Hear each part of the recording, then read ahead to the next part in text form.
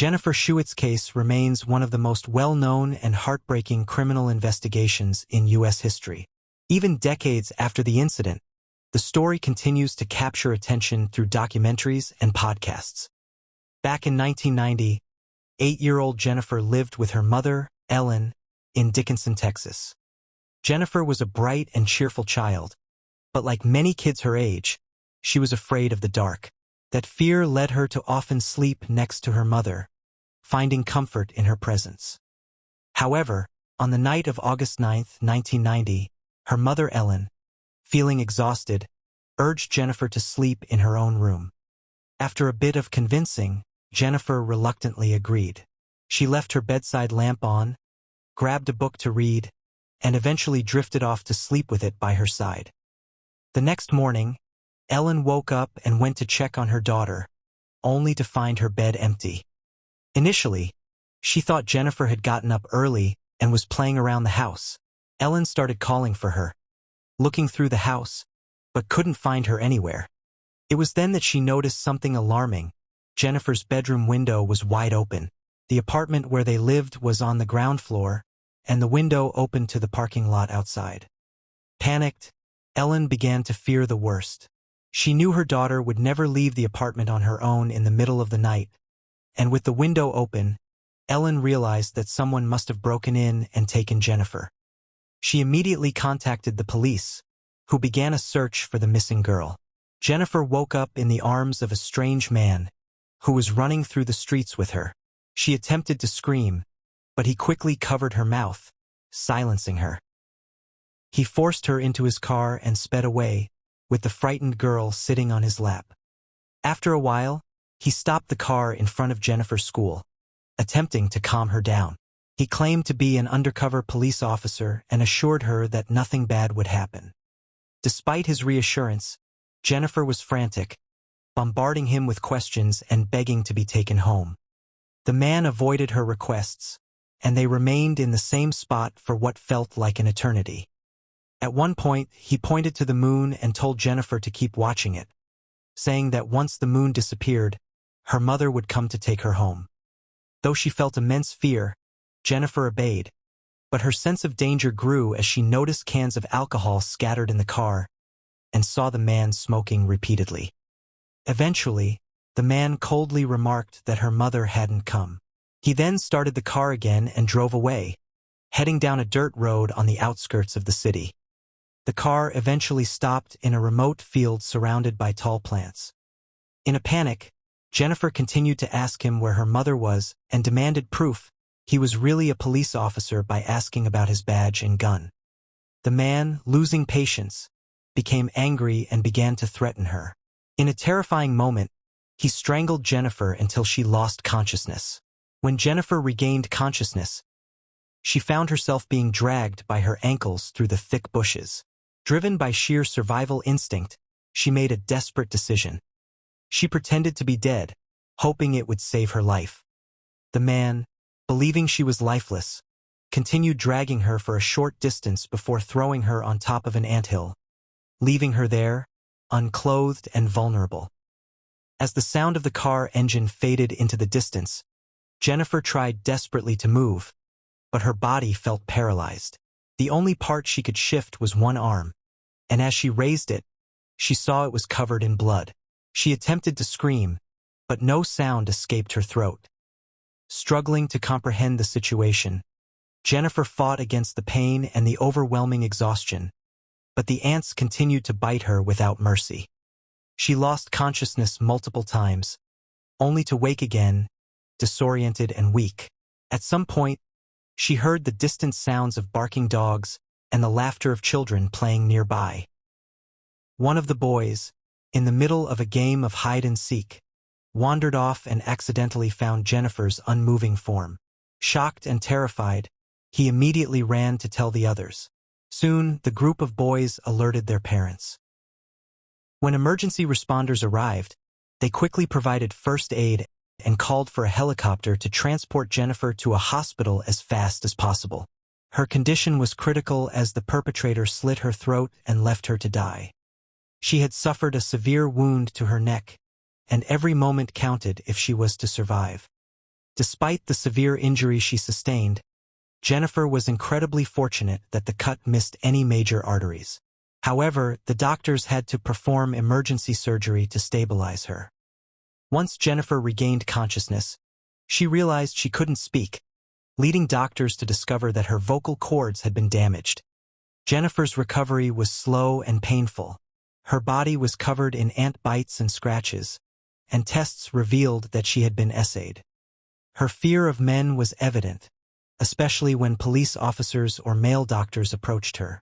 She would become visibly distressed, sometimes even lashing out in fear.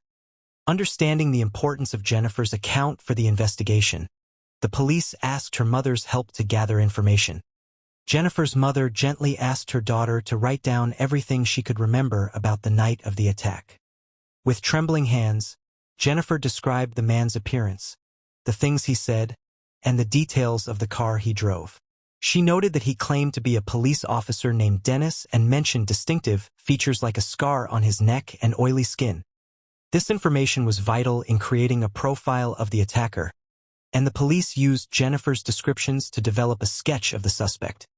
Although the man was not immediately found, Jennifer's brave effort to recount her traumatic experience provided crucial leads for the investigation. As Jennifer's recovery progressed, a remarkable moment occurred one morning. After waking up and being comforted by her mother, she managed to produce a small sound. Her mother immediately contacted the doctors, who were astonished by this unexpected sign of improvement. Over the following days, Jennifer's voice returned completely, and she was eventually able to recount the full details of the traumatic experience she had endured.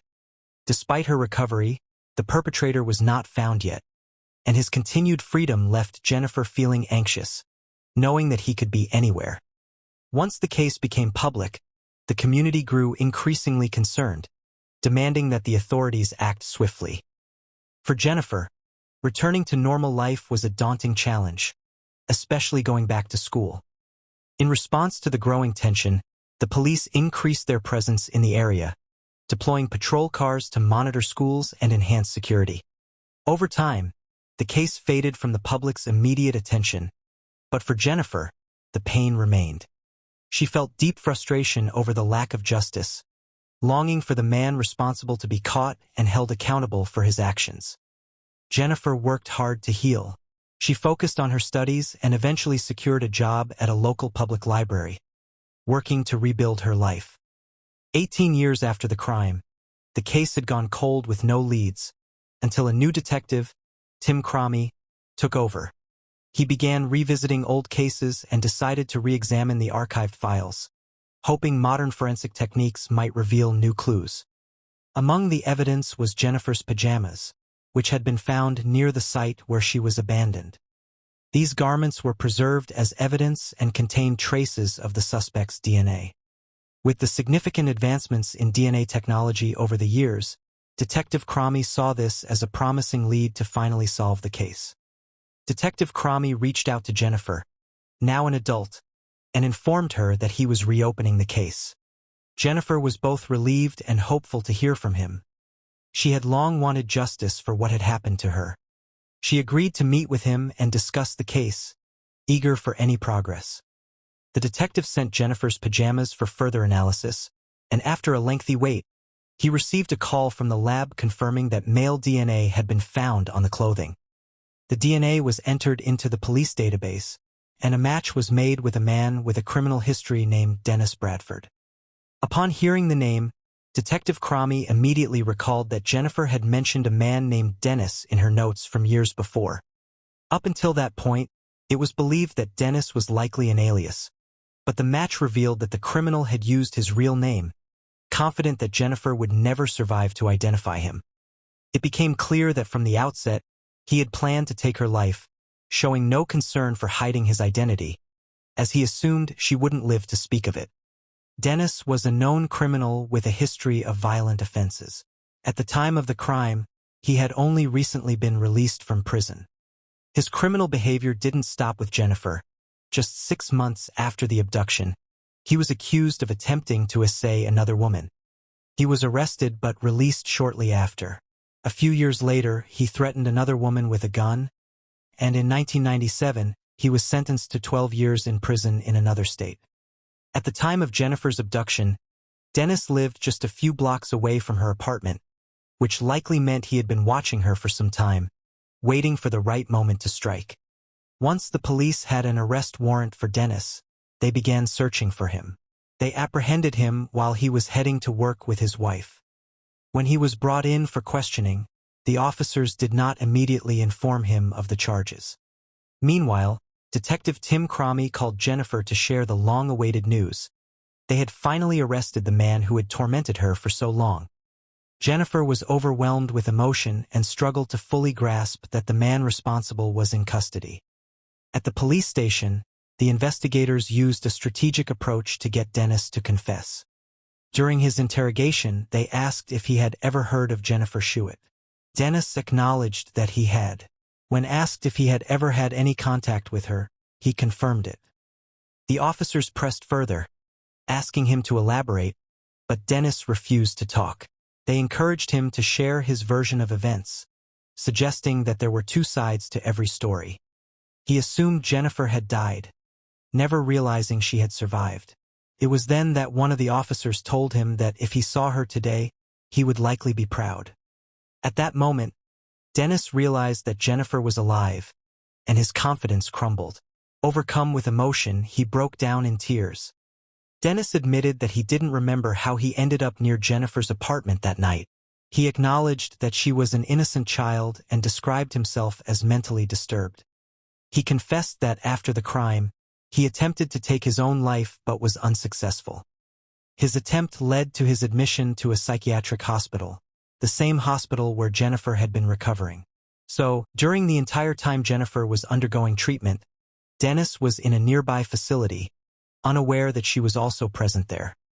Dennis was formally charged for the crime he committed decades earlier, and his trial was set for August 10, 2010, marking exactly 20 years since the horrific incident. The story captured the media's attention. Jennifer felt a sense of long-awaited justice finally on the horizon. However, just 3 months before the trial, Dennis took his own life in his cell, leaving Jennifer devastated and without the chance to confront him face to face. On what was supposed to be the day of the trial, August 10, 2010, Jennifer visited the cemetery with her husband. She sat by Dennis's grave and read a statement she had prepared. "For 19 years, I carried the weight of your actions.